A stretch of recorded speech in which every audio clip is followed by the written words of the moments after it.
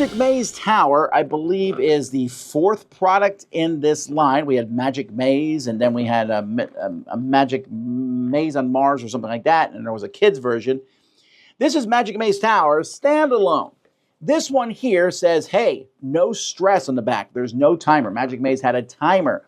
This one also has, this one is very easy, and in fact, you're encouraged to play it solo, because this Magic Maze Tower, more than any of the other games, is about solving puzzles.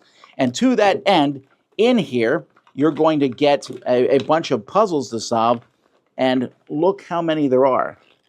That is quite a few.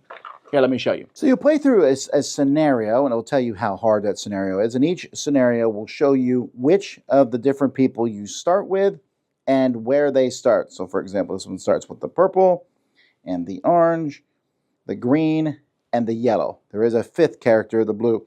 And players are going to, if you're playing by yourself, it doesn't matter, you need to get them to the exits. Each player will have different directions. If you're playing with 2 players, you might have 2 directions each. If you're playing with 4 players, you might have 1 direction each. So if I'm the up person, I can move this yellow as far as I want. But if I don't have this one, I have to let someone else move that. Now, you can communicate with one another fully, or you can play in a harder level where you can only point to spots on this board to communicate how to move. If you're playing by yourself, you're just trying to figure it out. Each of the different guys has a special ability. So, for example, here's a spike pit. Nobody can go into it, but the yellow character can throw someone over a spike pit. So if the yellow character is here and the orange character is here, they can throw that orange character over the spike pit. There's also all sorts of different things that are going to happen. Sometimes you might have a key, and if someone has to be standing on this for someone to go through that door. Someone has to be standing on this for people to go through those doors.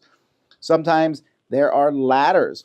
If you're on one ladder, you can jump to another ladder across from you. Sometimes there's one-way arrows. You can't move against them. The orange character is the only person small enough to go through these spots here.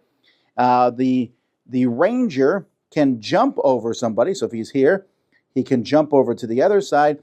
And the purple, if there's a spot on the board, can teleport. The blue piece is a new piece here. And the blue piece can never actually move.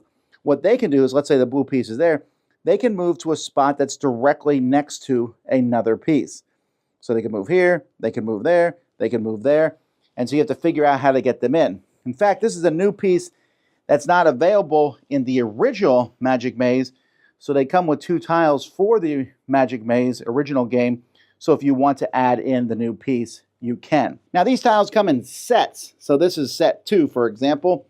When you're done with this set, you will turn all the cards over. And you're going to make, there's like a little picture here in the middle. And you're going to put these together. And finding how that picture goes together was not as simple as I thought. Here we go. It looks like that's the way the goblin goes together. And now you have a big 4 thing that you can go through. And in fact, some of them fit together to make an 8 size grid to go through. The good news about these is they have spots where you can rotate pieces. And on some of the big ones with 8, you have ones that will let you slide a piece around. I played both, and these are obviously more complicated and take longer to do. The game comes with some tutorial. I think there's 6 of the tutorial missions to go through. I played through, I think, 20 different puzzles on this now, and they obviously get progressively harder. The new character, the little blue mage, I think she's called the mage, Little Sister, sorry. Little Sister is her name. She's hard to move because she doesn't move. You have to jump her next to someone else, although you can use her very powerfully. I think the puzzles in here are very fun. I'm giving this a 7.5. I think I like this best with solo or with 2. With multiple people, it's just kind of... So Magic Maze is fun because you're flipping a timer and there's no communication and it's a little chaotic and everything. This is a puzzle. Why make it 4 players where we can't communicate? They say no stress. Well, there is stress because the stress is a lack of communication. So 1 or 2 people working together, because with these puzzles, there is, as far as I can tell, usually only one right way. There might be multiple right ways sometimes in a puzzle, but usually only one right way, and you have to figure that out. That's it. But it does do well. The art on these is fantastic. If you look closely at each of the boards, there's a Where's Waldo vibe.